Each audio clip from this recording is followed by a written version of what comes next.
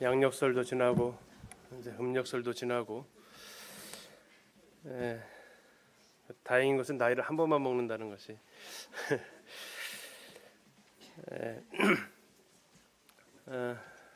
벌써 2월 10일이 되었습니다. 오늘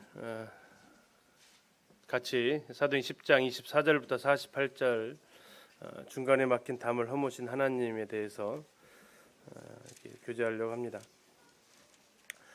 사도행전에서 가장 극적인 순간이 언제냐 이렇게 얘기하면 보통 성경 연구하시는 분들 세 번을 뽑습니다. 가장 극적인 순간에 세 번을 뽑는데요. 그 첫 번째가 혹시 언제인지 아세요? 오순절 성령 강림 사건을 누가 뭐래도 그 사건이 첫 번째 가장 극적인 순간입니다. 두 번째는 뭘까요? 사도 바울이 회심하는 그 사건입니다. 주께서 사울아 사울아 네가 왜 나를 박해하느냐 하면서 사도행전 이제 13장부터 성령께서 사도 바울을 사용해서 사역하시는 이 모습이 나오는데 그때 부름받은 사울의 모습이 두 번째 장면이라고 꼽습니다. 세 번째는 뭘까요? 그것이 바로 오늘 같이 살펴보시게 될 이방인에게도 이제 하나님께서 성령을 부어주시는 그 사건이 성경에서 가장 극적인, 특히 사도행전에서 가장 극적인 세 사건 중에 세 번째 사건이 이렇게 되겠습니다. 지난 시간에 편견과 차별 없으신 하나님 12월 달에 이렇게 봤습니다. 가이사랴 고넬료에게 천사가 나타나서 네 기도와 네 구제함, 네가 하나님을 경외하는 것을 하나님께서 기억하셨다 하시고 이제 요바에 있는 베드로를 청해서 그에게 하나님 말씀을 들으라라고 하시죠. 그 기도 그 가운데서 요바에서 기도하고 있었던 베드로 역시 지붕에 올라가서 기도하는 중에 환상을 보게 됩니다. 보자기 같은 것에 여러 네발 가진 짐승들이 나오는데 그것을 잡아먹으라고 하시고 베드로는 가증한 음식을 먹을 수 없다라고 얘기를 합니다. 그때 하나님께서 내가 깨끗하다고 한 것을 네가 속되거나 가증하다고 말하지 말라 하시고 이것을 세 번에 걸쳐서 환상을 보게 되고 그 환상이 끝날 때쯤 고넬료가 보낸 그 사람들이 도착을 하게 됩니다. 그리고 이제 고넬료가 보낸 사람들과 베드로가 만나서 이 상황들에 대해서 서로 이야기를 하는 가운데 베드로가 그 사람들을 하룻밤 머무르게 하고 그 다음 날 이제 요바에서 가이사랴로 떠나가게 됩니다. 여기까지 이제 우리가 같이 살펴보았고요. 하나님께서 이제 사도행전 10장 한 장을 할애하셔서 고넬료라는 이 사람 이방인의 대표로 보여지는 이 사람을 하나님께서 어떻게 구원하시는지를 이제 오늘 뒷부분부터 같이 살펴보려고 합니다.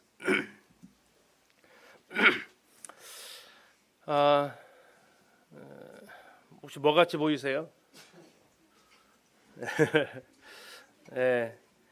그 경계 표지판입니다. 경계 표지판. 이번에 이제 그 1월달에 터키에 가서 저희가 이제 이스탄불 고고학 박물관에서 찍어온 건데요. 상당히 오래된 석판이고요.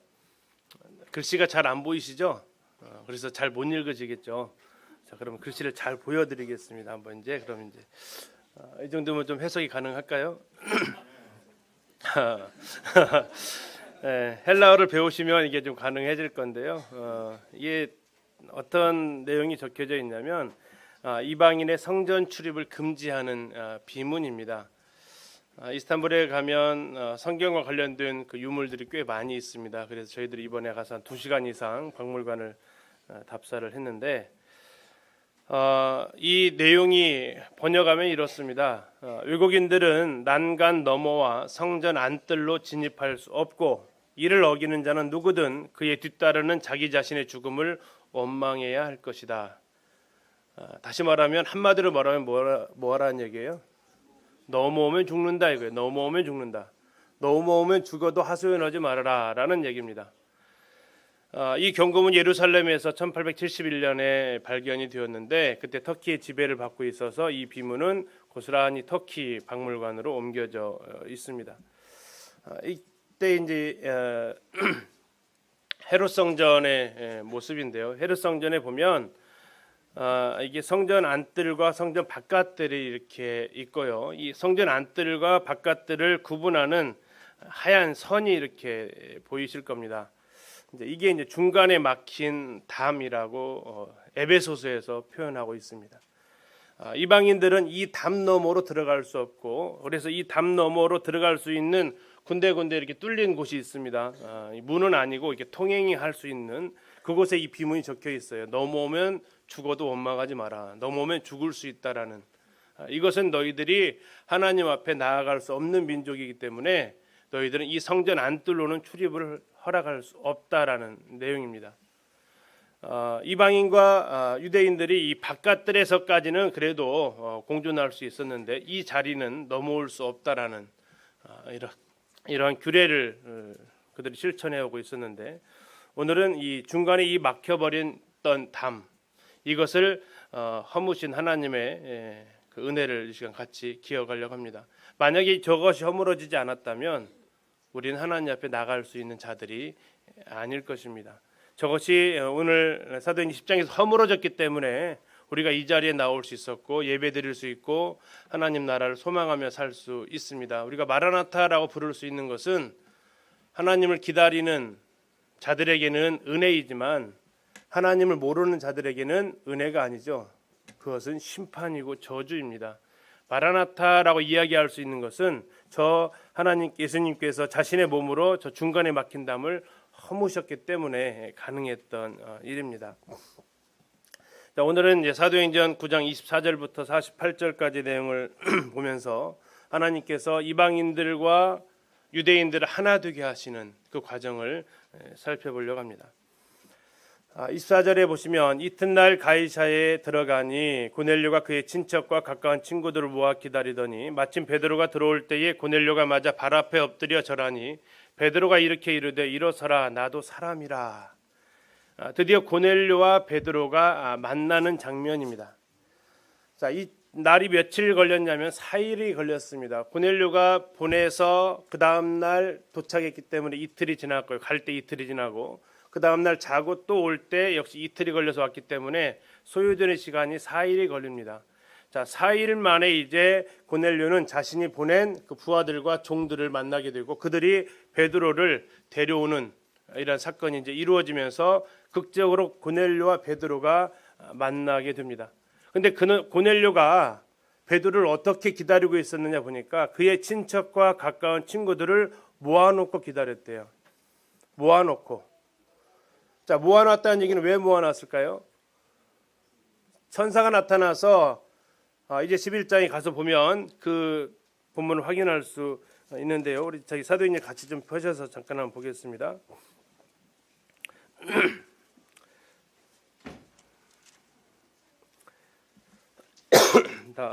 사도행전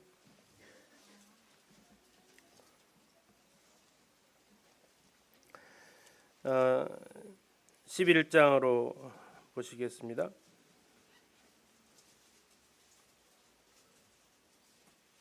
14절입니다. 11장 14절. 베드로가 너와 고넬료와 내 온 집이 고넬료 온 집이 구원받을 말씀을 내게 이르리라 함을 보았다 하거늘. 지금 고넬료에게 하나님께서 하셨던 말씀이라는 거예요. 너와 내 온 집이 구원받을 말씀을 베드로가 오면 너에게 알려줄 것이다 라는 이야기를 그가 들었다는 겁니다. 그래서 지금 그가 어떻게 했냐면 그의 친척을 초대했어요. 근데 누구도 초대했어요? 친구는 여기 대상이 돼 있어야 안 돼 있어요? 14절에 11장 14절에서 없었어요. 너와 내 가족이 너와 내 온 집이 구원받을 말씀이라고 했는데 고넬료는 자신의 가족만 초대한 게 아니라 누구까지요? 가까운 친구들까지 모아놨다는 얘기예요. 우리가 4월 달에 복음 집회가 계획되어져 있습니다. 3월 3일까지 VIP 명단을 지금 접수받고 있는데 누구까지 우리 다 여기다 명단을 넣어야 돼요? 그렇죠. 가까운 친구들을 꼭 넣으셔야 돼요.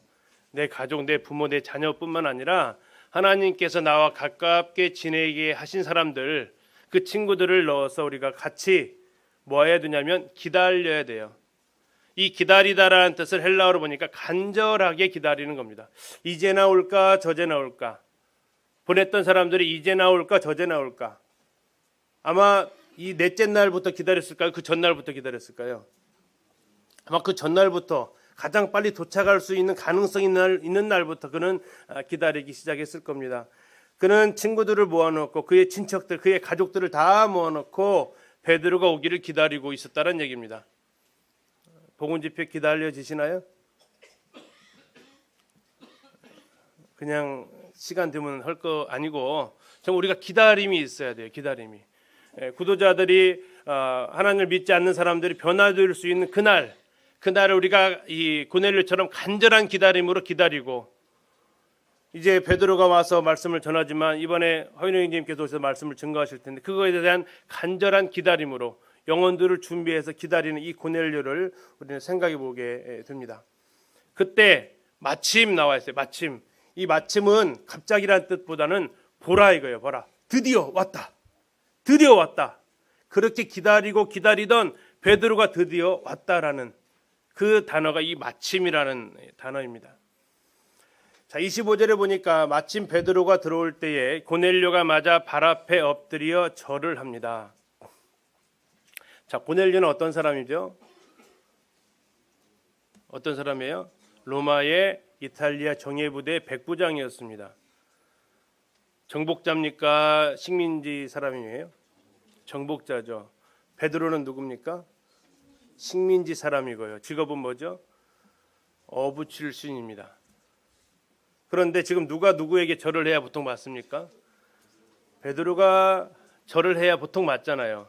피지 식민지가, 그것도 평범한 사람이 아니고 100명의 군대를 거느리고 있는 백부장이라면, 예를 들어 우리나라 이 상황을 겪어보진 않았지만 아시잖아요. 일본의 식민지를 받았기 때문에 일본 그 경찰 100명이면 어느 정도를 거느릴 수 있는 사람인지 모르겠지만 그 관료 앞에 우리가 섰는데 그 관료가 우리한테 절한다.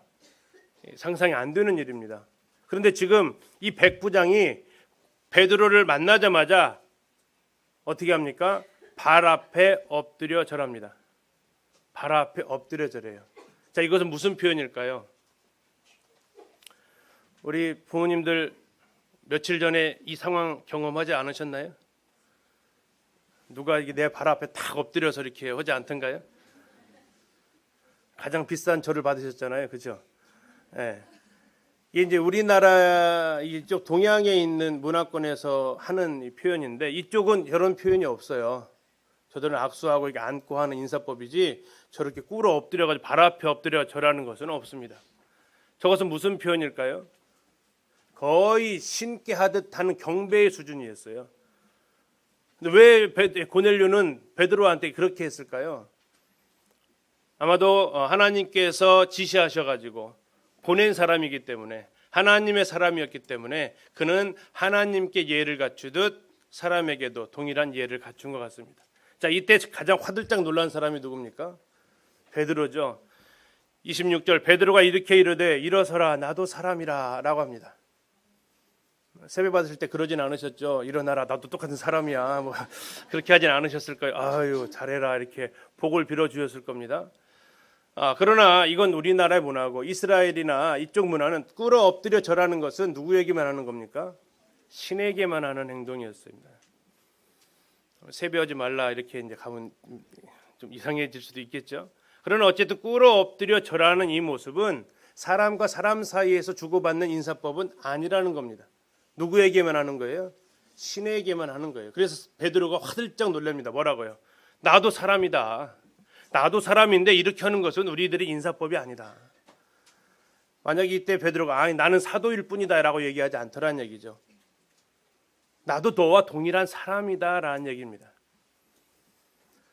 이 모습을 보면서 두 가지가 생각이 났어요. 하나는 우리가 하나님의 말씀을 전하는 사람들에서 이렇게 뭐 발 앞에 엎드려서 절하는 이러한 경배는 못한다 할지라도 그들을 가볍게 대하거나 또 이렇게 함부로 대하는 것은 정말 적합한 것은 아니다.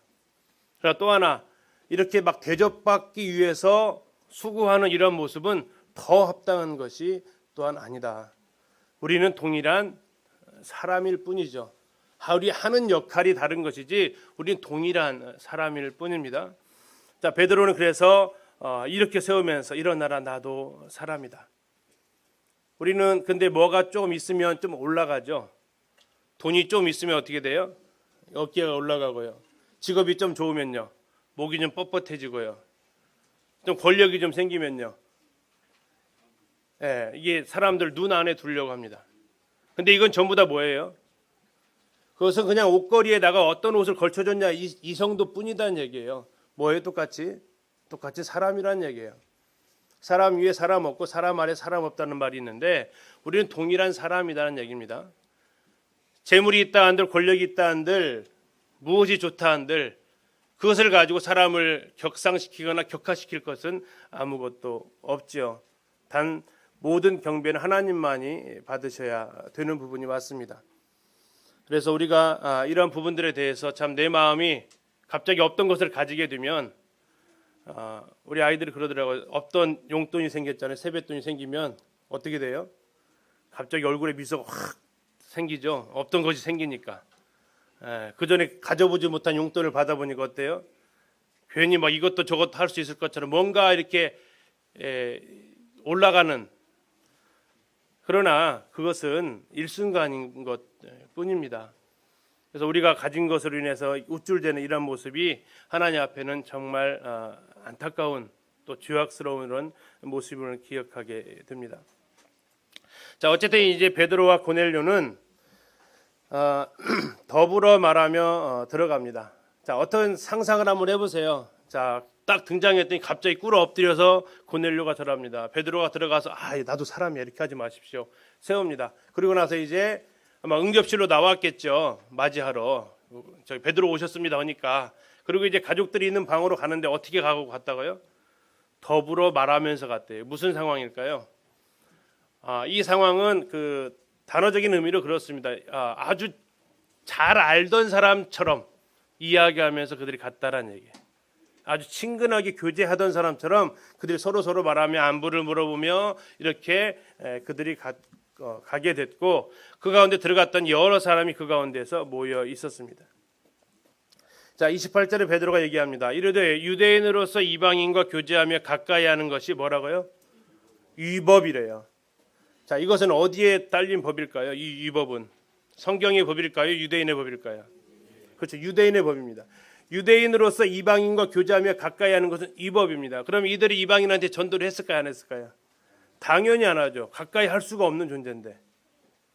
그래서 그들은 가까이 할 수 없는 이러한 사람으로서 이방인들을 대했는데, 자, 이것은 너희도 알거니와 얘기해. 너희도 알거니와. 이것은 유대인들만 아는 내적인 것이 아니라 이 하나님을, 이 이스라엘 백성을 조금이라도 아는 사람들은 절대 그들이 함께하지 않는다는 것을 잘 알고 있다는 얘기죠. 지금도 이것이 그대로 정통 유대인들은 이루어지고 있어서 이스라엘에 사시는 분들이 이런 얘기를 합니다. 이스라엘에 가가지고 이렇게 이웃하고 유대인들하고 지내다 보면 서로 집을 왕래해야 되잖아요. 그럼 유대인들이 초청을 한대요. 와서 식사 한번 하십시오. 그럼 가서 이렇게 기쁘게 식사를 하고 온대요. 대신 그때 꼭 얘기하는 거였대요. 음식은 절대 가져오지 마십시오. 왜 그럴까요? 우리의 음식 정결례법이 안 맞으니까 당신들의 음식은 아무리 가져와도 못 먹으니까 음식 절대 가져오지 마십시오 얘기한대요. 두 번째, 더 황당한 경험. 이제 초대를 받았으면 한국 사람들이 그 본성은 뭐예요? 초대를 또 해야 될 거 아니에요. 자, 우리 집을 한번 오시죠. 식사 대접하겠습니다. 그럼 유대인들은 어떻게 할까요? 말씀으로도만 받겠습니다. 절대 안 온다는 거죠. 왜 안 올까요? 부정해질 수 있어서 안 온다는 얘기입니다. 지금까지도 이것이 지켜지고 있어요. 근데 당신은 어떻게 했어요? 2000년 전에는 더 강했겠죠. 유대인으로서 이방인과 교제하는 것이 율법이다. 이들이 창세기 12장만 제대로 알았다면 그들은 이렇게 살지 않았을 겁니다. 창세기 12장에서 뭐라고 얘기하고 있습니까? 너로 말미암아서, 아브라함 너의 씨로 말미암아서 천하 만민이 복을 받을 것이다 라고 얘기했어요. 그런데 그들은 복의 통로가 된 게 아니라 복의 마침표가 되어버렸어요. 그래서 모든 하나님의 복을 자기가 받고 저들은 복을 받을 사람이 아니다라고, 그래서 교제하지 않았던 겁니다. 어떻게 이걸 막아놨습니까? 법으로 막아놨다. 법으로. 이방인과 교제하지 말아라. 이방인과 가까이 하지 말아라. 라고 법으로 이것을 금지해 놨다는 겁니다. 자, 우리가 이 말씀을 보면서 한 가지 더 생각했던 것은 그거예요. 이방인들을 대하는 이들의 태도 어떻게 맞습니까? 잘못됐습니까?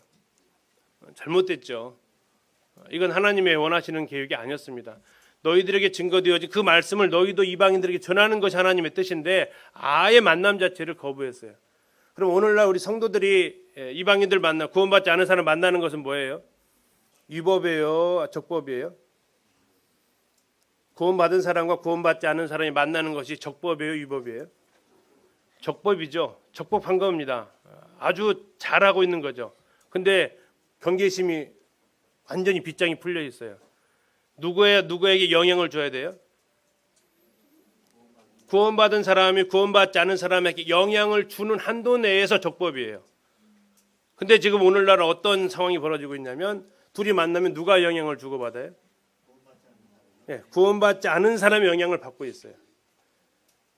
유대인들은 아예 이것을 법으로 금지해서 못 만나게 해버렸어요. 근데 오늘날 우리들의 연약한 모습은 만나는 것을 아주 터놔버렸더니 이제 뭐가 돼버렸어요? 이제 오히려 그들에게 영향을 받아가지고 그들에게 끌려가고 있는 현실이 돼버렸어요. 이 두 개를 좀 섞어놨으면 참 좋겠다라는 생각을 좀 했어요.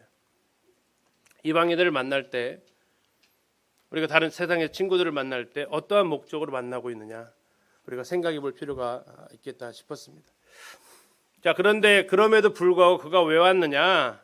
하나님께서 나에게 명령하셨다 이거예요. 하나님께서 나에게 명령하셨다. 위법인데도 불구하고 하나님 명령하셨는데 아무도 속되도 하거나 깨끗하지 않다 하지 말아라. 그래서 내가 부름을 사양하지 하고 왔다라고 얘기합니다. 자, 분명히 사도행전 10장 앞부분에서 하나님께서 보여주신 것은 보자기에다가 이방인들을 싸서 내려보내줬어요. 동물들을 싸서 내려보내줬어요. 동물들이잖아요. 근데 지금 이 자리에 와가지고 내가 그것을 와서 봤더니 하나님의 뜻이었다. 그럼 그 동물들이 누구였다는 얘기예요? 이방인이었다는 것을 그들이 알게 됐다는 거예요. 자, 그러면서 베드로가 얘기합니다. 무슨 일로 나를 불렀느냐? 자, 하나님께서 환상을 베드로한테 보여주시면서 이랬어요. 그들하고 좀 가라. 가서 뭐 할지를 알려줬을까요? 그것까지 알려주지 않으셨어요. 하나님께서 그냥 가라 하면 그냥 간 거예요. 자, 이 복음 집회를 앞두고 성도님들 마음 가운데 누구를 만나라 하면 어떻게 해야 돼요? 그냥 가시면 돼요. 그리고 나서 하나님께서 나를 무슨 일로 이곳에 가라고 했는지를 하나님 앞에 물으시면 돼요. 그 다 이유 다 알고 상황 다 알고 하는 게 아니라고요. 자, 그러면서 이제 고넬료가 베드로의 질문에 답을 합니다. 내가 나흘 전 이맘때까지 내 집에서 제9식 기도를 하는데 갑자기 한 사람이 빛난 옷을 입고 내 앞에 서서 말하되 고넬료야, 하나님이 내 기도를 들으시고 내 구제를 기억하셨으니 사람을 요바에 보내어 베드로라는 시몬을 청하라. 그가 바닷가 무도장이 시몬의 집에 유숙하는 일을 하시기로. 이제 간증을 하는 거죠. 있었던 일들을 얘기합니다. 이때 고넬료가 했던 간증 이야기를 보면 한 사람이 빛난 옷을 입었다라고 해요. 그게 누굽니까? 천사죠. 천사가 어떤 모습으로 나타났다는 얘기예요? 사람의 모습으로 나타났다는 얘기입니다. 그러면서 고넬료 앞에 서가지고 이야기를 합니다. 고넬료, 하나님이 내 기도를 들으시고 내 구제를 기억하셨다. 구원 받은 건가요? 그렇지 않습니다. 구원 받았으면 이렇게 그 다음에 베드로를 청하라는 이유가 없었죠. 하나님을 경외하고 하나님을 향해서 기도하고 하나님을 사랑함으로 다른 사람을 섬기는 그거 자체가 사람을 구원할 수는 없습니다. 그러나 하나님이 그러한 행동을 그럼 무시하시나요? 그렇지도 않습니다. 두 번째, 사람을 요바에 보내어 베드로라는 시몬을 청하라 합니다. 자, 그가 누구 집에 있습니까? 시몬의 집에 있다라고 합니다. 다시 말하면 뭐예요? 시몬의 집에 있는 시몬을 청하래요. 시몬의 집에 있는 시몬을 청하래요. 근데 그 시몬은 뭐라고 이름이 불려진다고요? 베드로라고 불려진다 얘기예요. 무두장이 시몬에 있는 집에 머물고 있는 그 시몬은 베드로라고 불려진다는 거예요. 근데 하나님께서 왜 굳이 그냥 베드로를 청하라 하면 되는데 베드로라 하는 누구를 청하래요? 시몬을 청하래요. 그리고 그것을 이야기를 합니다. 자, 시몬도 요한복음 2장에서 예수님과 첫 만남이 있습니다. 그래서 예수님께서 시몬을 보자마자 뭐라고 하십니까? 앞으로 내 이름을 뭐라고 하겠다? 개발하겠다. 베드로라 하겠다. 예수님을 만나서 시몬이 뭘로 바뀌는 거예요? 베드로로 바뀌는 것입니다. 이제 예수님을 만나고 고넬료가, 이방인인 고넬료가 누가 되는 겁니까? 하나님의 백성이 되는 겁니다. 그런 상황을 여기서 같이 이렇게 유추해 볼 수 있겠습니다. 자, 33절. 내가 곧 당신에게 사람을 보내었는데 오셨으니 잘하였나이다. 이제 우리는 주께서 당신에게 명하신 모든 것을 듣고자 하여 하나님 앞에 있나이다. 자, 오셨으니 잘하였나이다. 쉽게 번역하면 당신이 와주셔서 감사합니다라는 뜻입니다. 자, 드디어 두 사람이 그래서 만났다라는 거예요. 고넬료는 하나님의 명령대로 베드로를 찾아서 초청을 했고, 베드로는 하나님의 환상 가운데 하나님의 명령대로 그 부르심을 받고 고넬료, 와서는 안 되는 이방인의 집에까지 찾아왔고, 그래서 그 두 사람이 짠 하고 만나는 겁니다. 별로 이렇게 감동이 없으시죠? 혹시 하나님의 말씀에 순종한 사람을 만나보신 경험이 있으신가요? 내가 하나님의 말씀에 순종해서 나아갔는데 상대방도 간증을 들어보니까 그래서 왔대요. 어떨 것 같으세요? 요즘 젊은이들은 이렇게 얘기합니다. 소름. 근데 소름이 안 느껴지시는 것 같아서 지금. 동일한 날에 한 사람은 천사를 통해서, 한 사람은 환상을 통해서 하나님의 말씀을 듣습니다. 그리고 그 둘이 그 말씀에 순종해서 만났습니다.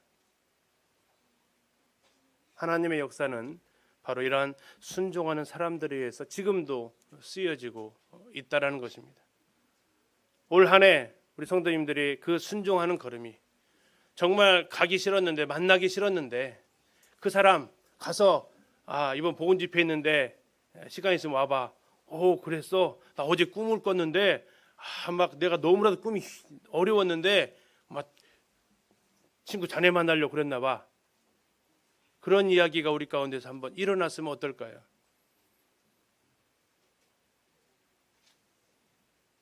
자네가 왔는데 내가 정말 갑자기 자네가 보고 싶어졌었어. 이런 일들이 나에게 직접 이게 고넬료 베드로의 문제가 아니라 이게 내 생활 속에서 영혼들을 찾아갔던 이런 일이 일어난다면 어떤 기분이실까요? 정말 입에서 할렐루야가 나오지 않겠습니까? 하나님의 역사는 하나님의 말씀에 순종한 사람들에 의해서 지금도 쓰여지고 있습니다. 참 이때 고넬료가 한 말은 정말 아름다운 이야기입니다. 이제 우리는 주께서 당신에게 명하신 모든 것을 듣고자 하여 다 하나님 앞에 있나이다. 이건 아마도 100이면 100 모든 설교자의 소원일 거예요. 뭐가 소원일 거라고요? 베드로가 한 이 말이요. 뭐라고 했습니까? 이제 우리는 주께서 당신에게 명하신 모든 것을 듣고자 하여 다 하나님 앞에 있나이다. 아멘이십니까? 아니세요? 지금 이 자리에 왜 앉아 계시다고요? 한번 읽어보실래요? 이제 우리는 준비 시작.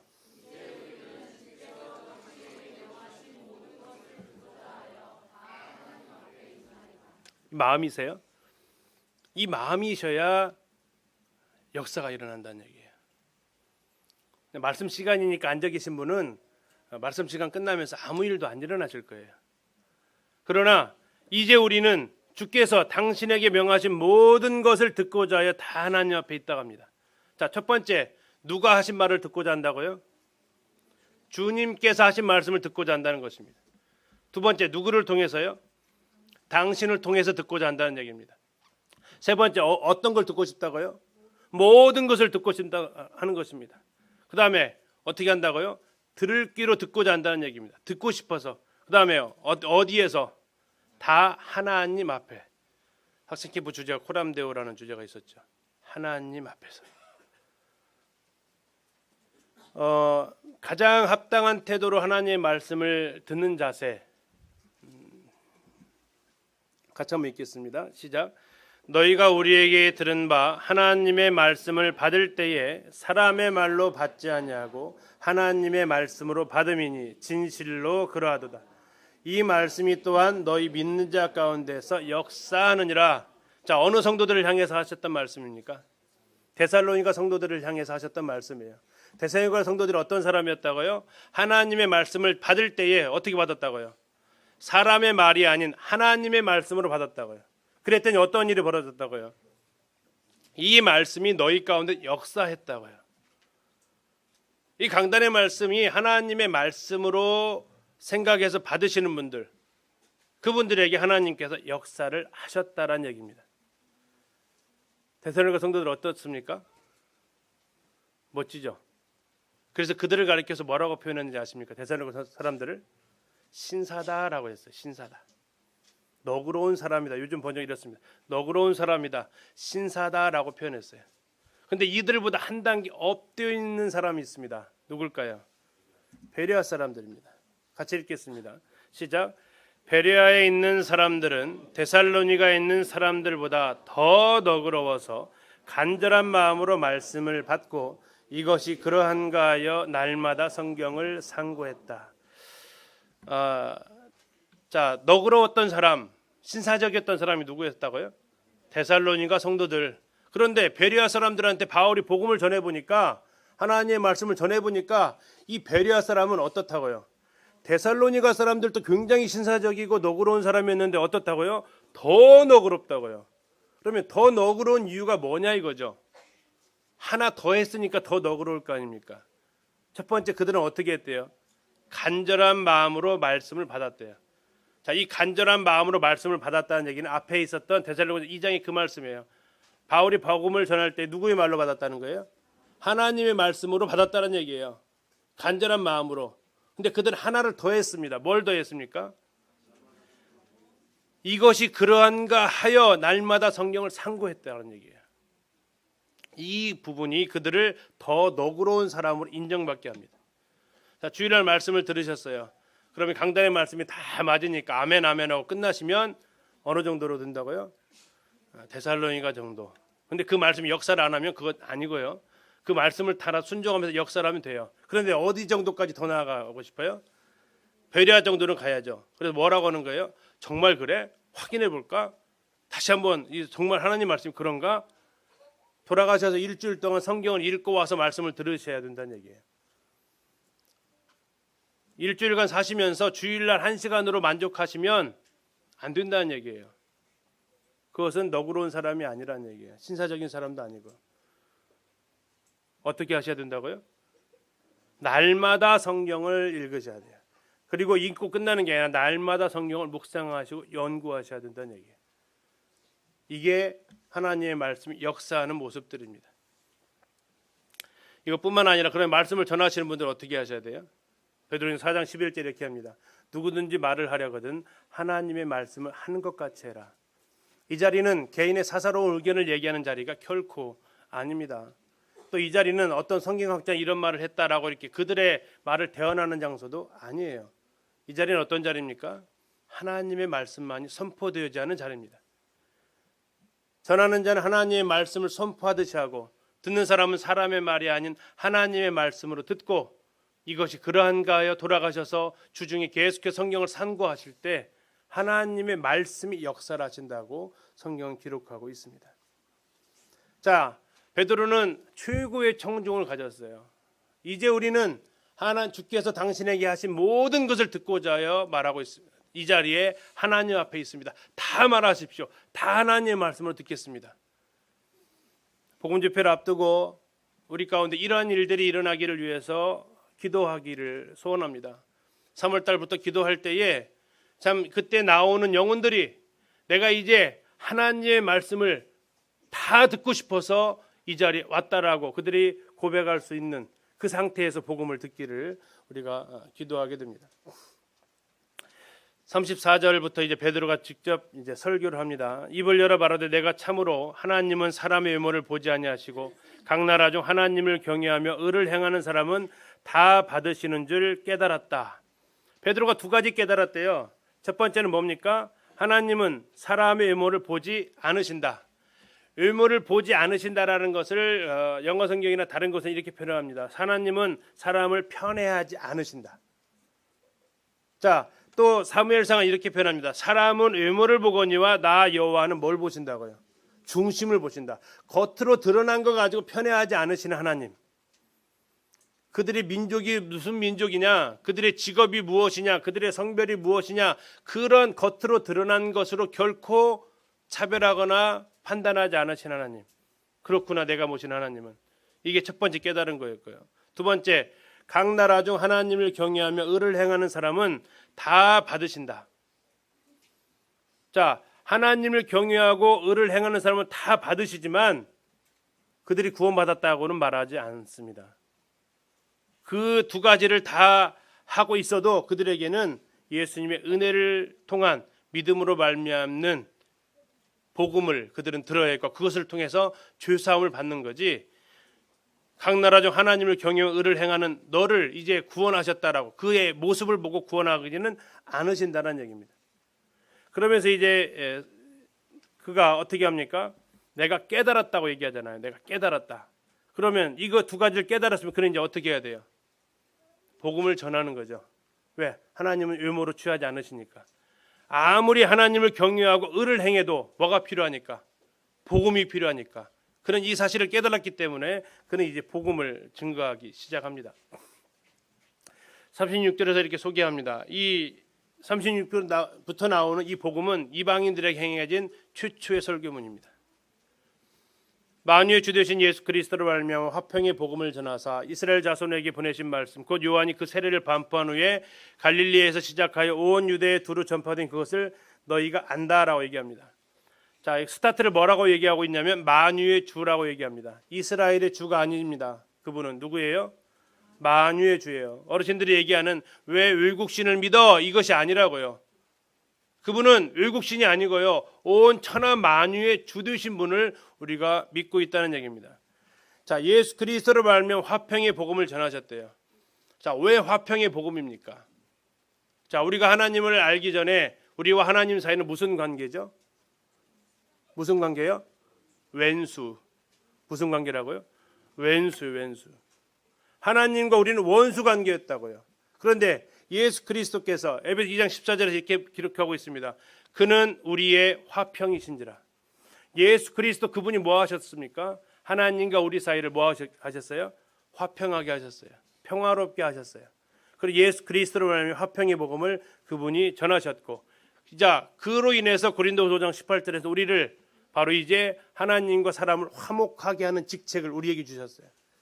예수님의 십자가를 통해서 하나님과 우리가 화목해 하는 그 일을 하셨다면 이제는 그 일을 다 이루셨기 때문에 우리를 통해서 그 일을 하기를 원하신다는 겁니다.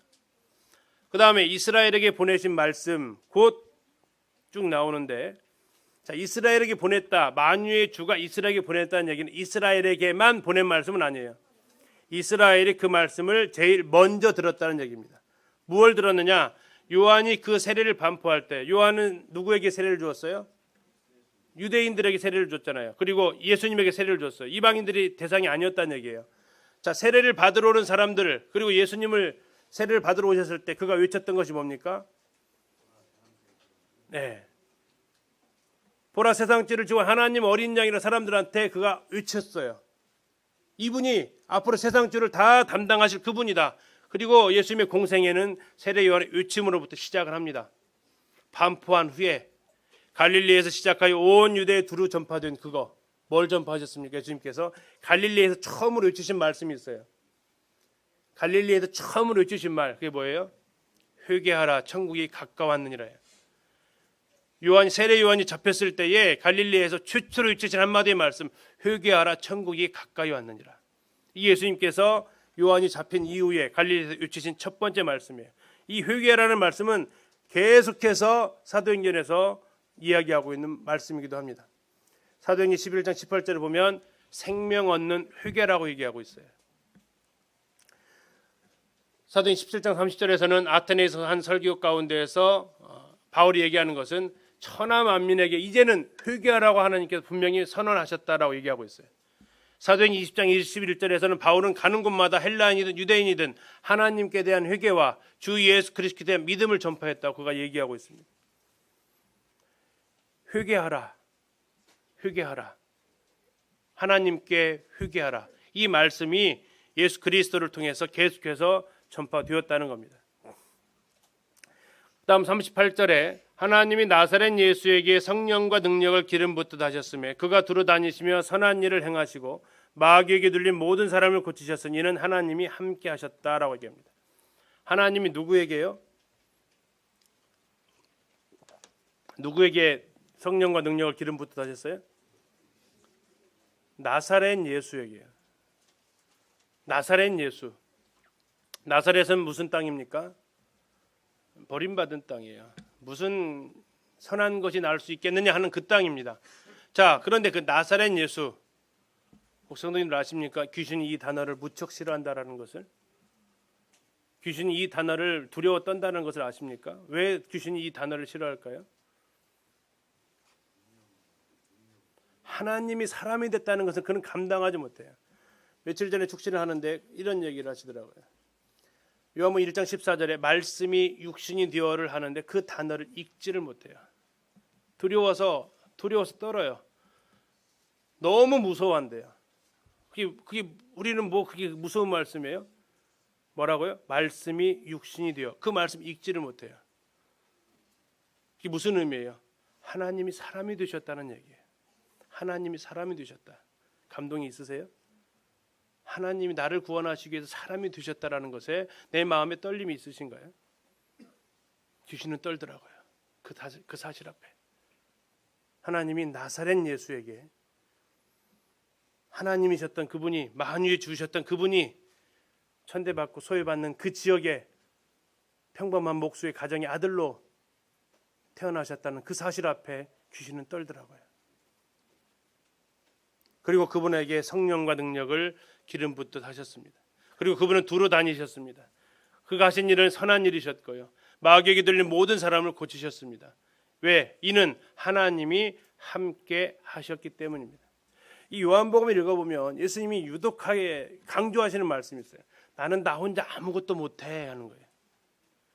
나는 말하는 것도 내 맘대로 말 못해. 내가 하는 거 나 혼자 못해. 어떻게 가능해요? 그럼 하나님께서 주시는 말을 하고 하나님께서 하시는 그 힘으로 해. 나는 나 혼자 아무것도 할 수 없어. 얘기하세요. 이 말씀을 보는데 그럼 나는 어떠지? 나도 하나님과 함께 하고 있는가? 나 혼자 하고 있는가? 성도님들은 어떠세요? 성도님들 지금 하고 있는 섬김, 봉사, 수고, 사역들 하나님과 함께 하고 계세요? 나 혼자 하고 있어요? 근데 더 참담한 것은 뭐였냐면요, 나 혼자 감당할 수 있다라는 것이 더 참담했어요. 아니, 감당할 수 있다기보다는 나 혼자 해도 별로 편하지 않는다라는 거였어요. 내가 해왔던 방식으로 섬기고 말씀 전하고 교회 안에 사역을 하는데도 하나님이 함께하는 것인지 아닌지 이걸 잘 구분을, 첫째는 내 자신이, 둘째는 그것을 경험하는 분들이 구분을 못해요. 이건 정말 비참하더라고요. 딱 보면 저건 사람의 의가 드러나는 거잖아. 이건 하나님의 역사야. 이게 구분이 되면 얼마나 좋겠습니까? 예수님 그분마저도 모든 일을 할 수 있었던 것은 하나님이 함께 하셨기 때문이래요. 그렇다면 나는 오죽하겠습니까? 그래서 하나님 앞에 회개하는 심령으로 기도하게 됩니다. 하나님, 나 혼자 하는 사역이 되지 않도록. 이번에 터키 그리스 가면서도 굉장히 그 아시아 지역 7개 교회를 돌 때마다 굉장히 고통이 있어요. 지난번에 2016년도에도 사대교회를 갈 때 굉장한 고통이 있었는데, 네가 살았다 하는 이름을 가졌으나 실상은 죽은 자다.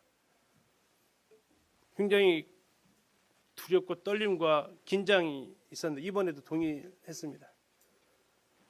살았다 하는 이름을 가졌으나 실상은 죽었다. 뭔가 하는 것 같은데, 뭔가 열심히 하는 것 같고, 다른 사람한테 그렇게 정말 살아있어, 생동감이 있어 이렇게 인정을 받는 것 같은데 하나님 보시기에는 죽었는데?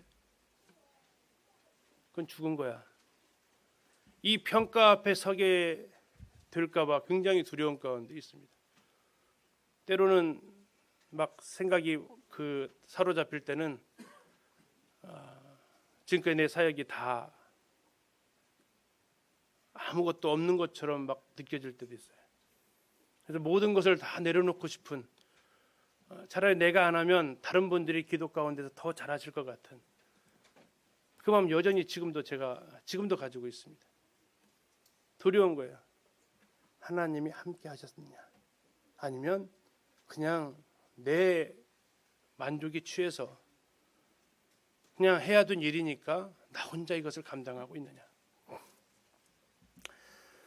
39절, 우리는 유대인의 땅과 예루살렘에서 그가 행하신 모든 일의 증인이라. 증인의 자격은 뭡니까? 그것을 목격해야 돼요. 그래서 요한 1서에서는 이렇게 합니다. 태초부터 있는 생명의 말씀에 관하여는 우리가 본 바요, 주목하고 손으로 만진 바라고 경험했기 때문에 뭐가 되어야 돼요? 증인이 되는 거예요. 우리가 예수님을 증인하지 못하는 가장 큰 이유 중에 하나는 그분을 경험하지 못했기 때문일 거예요. 그분이 어떠하신 분인지를 내가 경험하지 못했기 때문에 우리는 그 증인의 삶을 살아가지 못하는 것이 아닌가 싶습니다. 그들이 나무에 달아 죽였다라고 얘기합니다. 그는 십자가라고 얘기하지 않고 나무에 달아 죽였대요. 왜요? 이 나무라는 것은 구약성경, 이때 그들이 지금 70인역을 가지고 있었기 때문에 신명기에서 이 나무라는 단어가 어떤 의미로 쓰이는지를 알고 있었던 거죠. 나무에 달린 자마다 뭘 받았다겠죠? 저주를 받았다는 얘기예요. 그가 나무에 달아 죽였어요. 그가 저주를 받아서 나무에서 죽었다고요. 그러나 하나님이 사흘 만에 다시 살리셨습니다. 하나님이 살리셨어요. 하나님이 살리셨고 로마서에 보면 그분 스스로 살아나셨어요. 그들은 죽였지만 하나님이 살리셨더라고요. 그리고 41절에 보니까 그 자신이 살아나신 것을 우리에게 보여주셨다라고 얘기하고 있습니다. 사도행 1장에서 제자들을 가룟 유다의 빈자리를 채울 때 가룟 유다의 빈자리를 채우는 자격 요건이 뭐였습니까? 항상 함께 다녔던 사람이고, 두 번째 그 사람이 해야 될 일이 뭐였어요? 그분의 부활을 증언해야 된다고 얘기했어요. 이 이유로 그들은 부활의 증인으로 살아갑니다. 십자가에서 죽으신 그리스도뿐만 아니라 사흘 만에 다시 살아나신 부활하신 예수 그리스도를 그들은 뭐 한다고요? 증인이라고요. 왜 증인입니까? 그분이 죽으시는 것을 그들은 목격했고요. 또 하나 뭘 목격했습니까? 그분의 부활하심을 그들은 목격했습니다. 그래서 우리는 십자가의 증인님과 그리고 또한 우리는 부활의 증인으로서의 이 증인된 삶을 우리가 살아가는 겁니다. 그러면 예수님께서 하셨던 지상 명령을 얘기합니다. 우리에게 명하사 백성에게 전도하되 하나님이 살아있는 자와 죽은 자의 재판장으로 정하신 자가 곧 이 사람인 것을 증언하게 하셨다. 이거 마태복음에 나와 있는 내용입니다. 하늘과 땅의 모든 권세를 내게 주셨으니 그러므로 너희는 가서 모든 족속으로 제자를 삼아 아버지 아들과 성령의 이름으로 세례를 주고 내가 너에게 분부한 모든 것을 가르쳐 지키게 하라라고 얘기했습니다. 모든 족속 백성에게 전도합니다. 뭘 전도하냐면 하늘과 땅의 모든 권세를 누가 가지고 있다고요? 우리 주 예수 그리스도께서 가지고 계시다고요. 요한복음을 보니까 왜 그러한 권세를 가지셨습니까? 그분이 사람으로 오셨기 때문에 그 권세를 주셨다라고 얘기하고 있습니다. 그리고 그 정하신 자가 이 사람이다라고 얘기합니다. 이 사람. 실상 그분은 누굽니까? 하나님이셨습니다. 하나님이셨는데 우리를 구하시기 위해서 십자가에서 죽으시고 부활하신 그분입니다. 십자가에 죽으시고 부활하셨기 때문에 그는 앞으로 살아있는 자와 죽은 자를 뭐 하실 겁니까? 심판하실 것입니다. 살아있는 자와 죽은 자의 심판장이 우리 주 예수 그리스도이십니다. 그리고 이것을 증언하라고 얘기하고 있어요. 그에 대하여 모든 선지자, 구약의 선지자입니다. 증언했습니다. 뭐라고요? 그의 이름을 힘입어 죄사함을 받는다. 구약 성경도 결국 무엇을 통해서 구원받는다라고 얘기하고 있는 겁니까? 율법의 행위가 아니고 믿음으로 말미암아 앞으로 보내실 때 예수 그리스도를 믿음으로 말미암아 하나님의 그 약속의 말씀을 믿음으로 말미암아 구원을 받는다라고 이야기하고 있습니다. 예수님의 이름의 뜻이 뭐죠? 주에서 구원할 자입니다. 주에서 구원할 자. 그래서 예수님 그 이름을 힘입어 구원받는다는 것은 예수님이 주에서 구원할 자이신 그 사실을 통해서 구원받는다는 겁니다. 자, 이제 놀라운 일이 벌어지는데요. 44절 베드로가 이 말할 때에 성령이 말씀 듣는 모든 사람에게 내려오시니, 자, 이 말할 때에는 무슨 상황입니까? 설교가 끝났다는 거예요? 아직 설교 중이란 얘기예요? 설교 중이란 얘기예요. 오늘 얼마나 놀라운지 몰라요. 막 설교하고 있는데 막 구원 받고 갖는 모습이 막 드러나는 거예요. 어떻게 해요? 성령이 모든 사람에게 내려오는데 말씀 듣는 모든 사람에게 내려와요. 자, 이 상황은 굉장히 독특한 상황이에요. 우리는 지금 사도행전을 쭉 공부하면서 사도행전 2장에서 유대인들은 회개하고 믿은 다음에 침례받고 성령 받았어요. 자, 사도행전 8장에 나온 사마리아인들은 믿었어요. 근데 침례를 받았는데 성령이 임하지 않으니까 사도 베드로가 가가지고 안수하니까 성령이 임했어요. 지금 이방인은 어땠어요? 자, 생명 얻는 회개를 주셨어요. 그래서 그들이 믿었고 성령을 받은 다음에 이제 뭐 합니까? 침례를 받아요. 근데 이 세 번째 이방인의 이 모델은 누구의 모델인지 아십니까? 사도행전 2장의 모델이에요. 2장의 모델이 누구의 모델이에요? 제자들의 모델이었다고요. 사도들의 모델이었다고요. 첫 번째 어떻게 해요?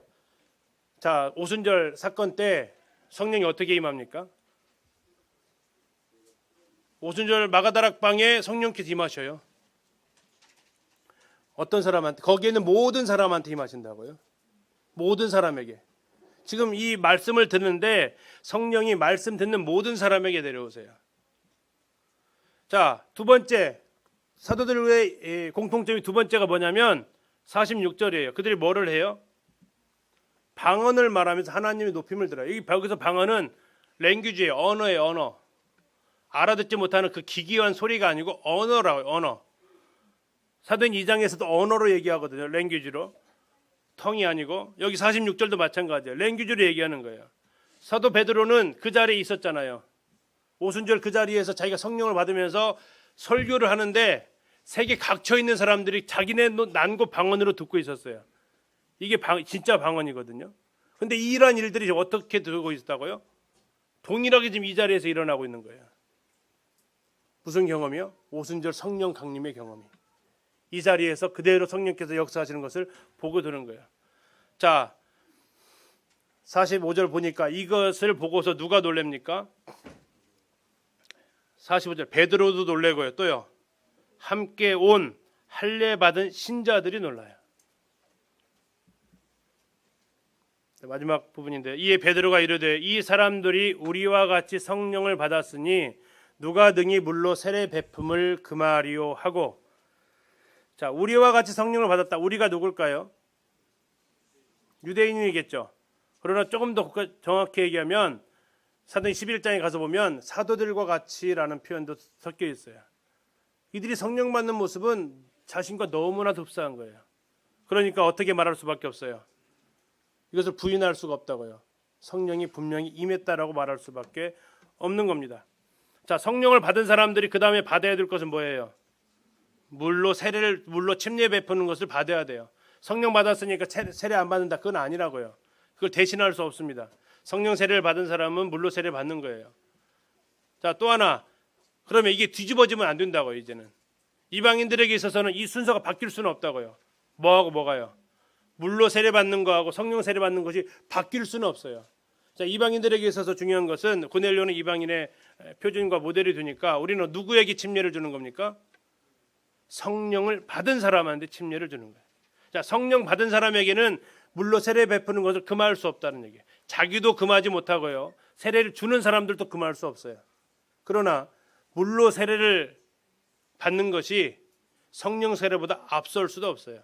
왜? 누구에게 물로 세례를 베풀었어요? 성령을 받았으니 물로 세례 준다는 얘기예요. 자, 그럼 물로 세례를 주는 사람들의 나타난 특징이 뭐냐? 그러면 48절에 예수 그리스도의 이름으로 세례를 베풀라 하니까 베드로가 준 건 아닙니다. 누가 줬을까요? 그러면 요바에서 같이 온 형제들이 줬을 거예요. 자, 그들이 베드로에게 이르되 며칠 더 머무르기를 청합니다.